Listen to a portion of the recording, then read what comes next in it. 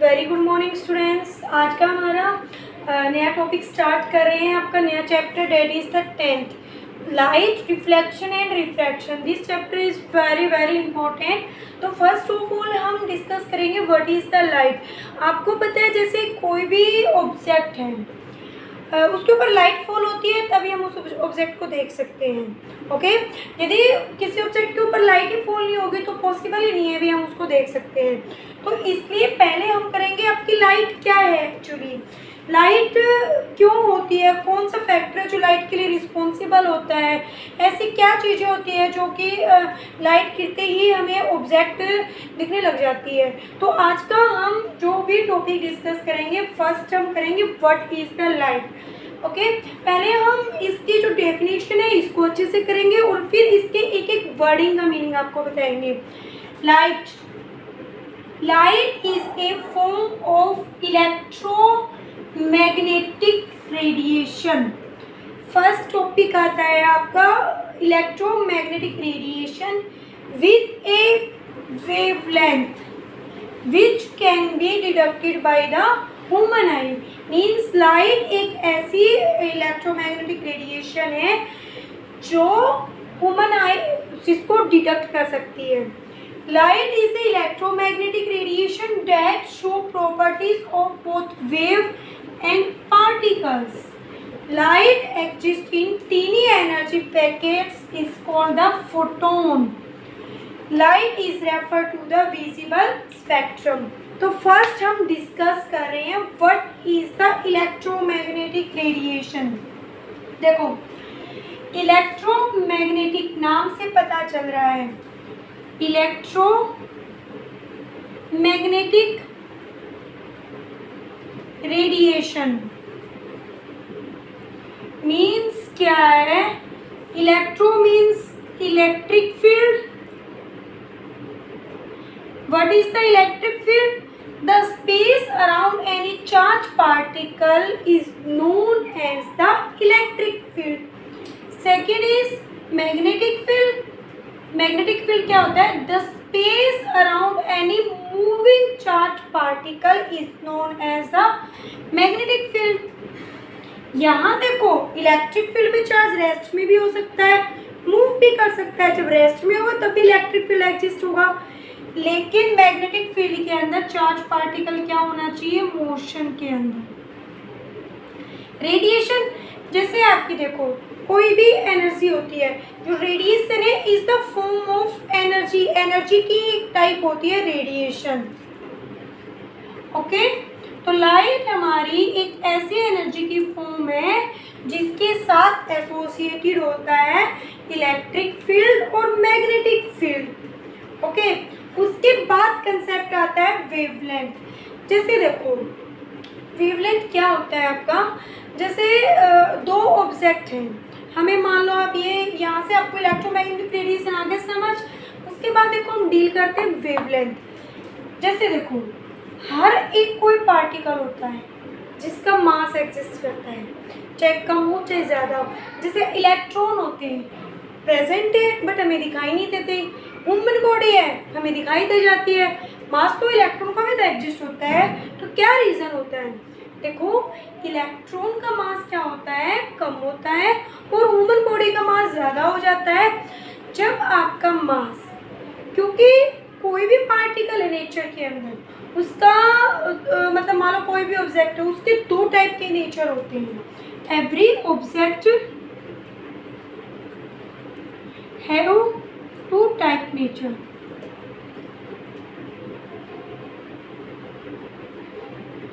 To types of nature means क्या है? First उसका वेव नेचर भी हो सकता है, सेकंड उसका पार्टिकल भी हो सकता है। जिस पार्टिकल ऑब्जेक्ट का मास कम होगा तो उसकी हमने 9th के अंदर पढ़ा है, कोई भी जो ऑब्जेक्ट होती है जिसका मास कम होता है, मीन्स जिसका इनर्शिया कम होता है, वो ज़्यादा मोशन करती है क्योंकि उसको ना इतनी ज़्यादा फोर्स की जरूरत नहीं होती। तो यहाँ देखो, इलेक्ट्रिक फील्ड और मैग्नेटिक फील्ड क्या है? वो भी तो क्या है, पार्टिकल्स के ऊपर फोर्स लगा रही है जिसकी हेल्प से ही तो पार्टिकल आगे मूव कर रहा है। जो लाइट के अंदर पार्टिकल है वो उनकी हेल्प से ही तो मूव कर रहा है। इलेक्ट्रिक फील्ड मैग्नेटिक फील्ड दोनों उसके ऊपर फोर्स लगा रहे हैं। तो जब आपका मास कम हो ऑब्जेक्ट का, तो तब तो हम डिस्कस करते हैं उसका वेव नेचर। लेकिन जब ऑब्जेक्ट का मास ज़्यादा हो जाता है तो उसकी पोजीशन ऑक्यूपाई हो जाती है और उसको हम डील करते हैं एज ए पार्टिकल। तो जो ह्यूमन बॉडी होती है या कोई भी बॉडी होती है जिसका मास ज़्यादा होता है, this is act as a particle. And जिसका मास कम होता है तो वहाँ वेव नेचर क्या होता है, डोमिनेट कर जाता है। जैसे ह्यूमन बॉडी के साथ भी वेव नेचर पार्टिकल नेचर दोनों है, बट पार्टिकल वेव नेचर है जो वेव नेचर के ऊपर क्या कर देता है, डोमिनेट कर देता है। अब जैसे हम बात करते हैं सिंपल लैंग्वेज के अंदर, यहाँ देखो, मान लो हम ऑब्जर्व कर रहे हैं कोई ऑब्जेक्ट को, मान लो पहले वो ए पे थी, उस टाइम के बाद बी पे चली जाती है, तो दोनों की हम स्केल के हेल्प से डिस्टेंस कैलकुलेट कर सकते हैं, या उनकी वेलोसिटी पता होगी तभी हम उसको कैलकुलेट कर सकते हैं। लेकिन जो वेव होता है, एक्चुअली वेव लेंथ, मतलब वेव की लेंथ, कितने टाइम तक आपकी वेव ट्रेवल हुई, तो उसके अंदर क्या होता है, मोशन, जो उसके अंदर मोशन है लाइक दैट होता है, कभी मिनिमम कभी मैक्सिमम, क्योंकि उसके साथ इलेक्ट्रिक फील्ड मैग्नेटिक फील्ड दोनों एसोसिएट होते हैं। तो जैसे अब देखो, यहाँ पे वेव का क्या था, मिनिमम था, और दोबारा मिनिमम यहाँ पे है, एक बार मैक्सिमम फिर मिनिमम, यहाँ पे वो ज़ीरो हो जाता है एम्पलीट्यूड उसका। तो ये जो डिस्टेंस होती है जहाँ वो अपना वन साइकिल कंप्लीट करते हैं, इसको हम बोल देते हैं वेवलेंथ। तो वेवलेंथ भी क्या है, when we discuss the wave nature of the particle, then the distance between crust and trough is known as the wavelength. This is your crust जिसका एम्पलीट्यूड मैक्सिमम होता है, this is your trough. Okay, तो wavelength आपको समझ आ गया, wavelength भी actually distance ही होती है। तो लाइट एक ऐसी फॉर्म ऑफ एनर्जी होती है जिसके साथ एसोसिएटेड होता है उसका इलेक्ट्रिक फील्ड और मैग्नेटिक फील्ड, और वो वेवलेंथ होती है जो ह्यूमन आई जिसको डिटेक्ट कर सकती है। यदि हम हमारी आई के कोरस्पॉन्डिंग कोई भी वेवलेंथ नहीं होगी तो हम उस ऑब्जेक्ट को डिटेक्ट नहीं कर सकते। उसके बाद light is electromagnetic radiation that show properties of both wave and particles. मैं बता चुकी हूँ, क्योंकि एवरी ऑब्जेक्ट के साथ एसोसिएटेड होते हैं dual nature of the matter, wave और particle. Light exist in tiny energy packets is called photon. आप देखो, कोई ना कोई टर्म तो हर एनर्जी के लिए रिस्पॉन्सिबल होती है। जैसे first of all kinetic energy, जब ऑब्जेक्ट मूव करती है तो उसके साथ काइनेटिक एनर्जी एसोसिएट होती है। जब कोई मतलब ऑब्जेक्ट की भी पोजीशन फाइंड आउट हो जाती है तब उसकी पोटेंशियल एनर्जी एग्जिस्ट हो जाती है। जब आपके कोई रोटेशन का इफेक्ट आता है तब वहाँ मैकेनिकल एनर्जी एग्जिस्ट हो जाती है। मतलब कोई ना कोई पार्टिकल तो ऐसे होंगे ना जो उस एनर्जी के लिए रिस्पॉन्सिबल हैं।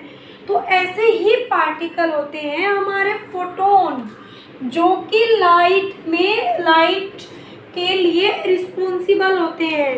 ओके, तो light is refer to the visible spectrum.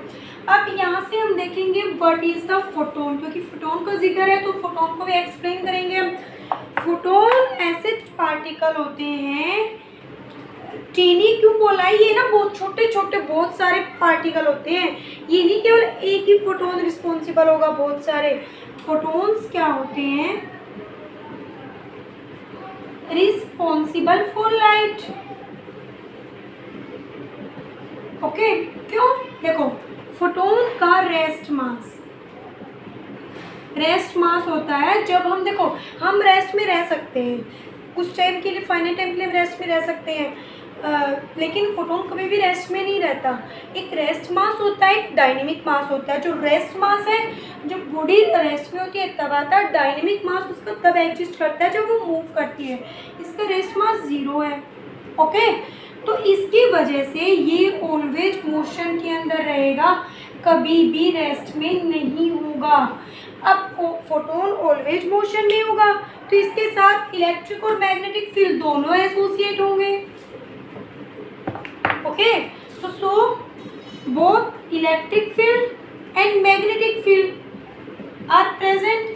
जब दोनों में इलेक्ट्रिक फील्ड और मैग्नेटिक फील्ड होंगे तो वो क्या करते करते रहेंगे, फोटोन के ऊपर फोर्स लगाते रहेंगे, आगे की ओर चल भाई, यहाँ पे रेस्ट में, असल में वो रेस्ट में रहेगा नहीं एक्चुअली, लेकिन उनके इन्फ्लुएंस में तो वो और भी रेस्ट में नहीं रहेगा, तो मूव करता रहता है, तो उसका कई बार मैक्सिमम कई बार मिनिमम, इस वजह से इस टाइप का उसका मोशन हो जाता है, क्योंकि electric field magnetic field are both are the perpendicular to each other.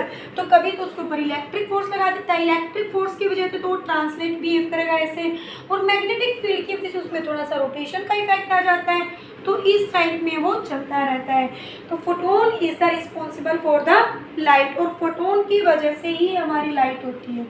उसके बाद आता है स्पेक्ट्रम, विजिबल स्पेक्ट्रम। हमारी आइज जो है वो किस वेवलेंथ को डिटेक्ट कर सकती है, वो विजिबल वेवलेंथ को डिटेक्ट कर सकती है, जो जिसकी वेवलेंथ की रेंज होती है 4000 एंगस्ट्रॉम से 8000 एंगस्ट्रॉम, और 1 एंगस्ट्रॉम आपका होता है 10⁻⁻10 मीटर।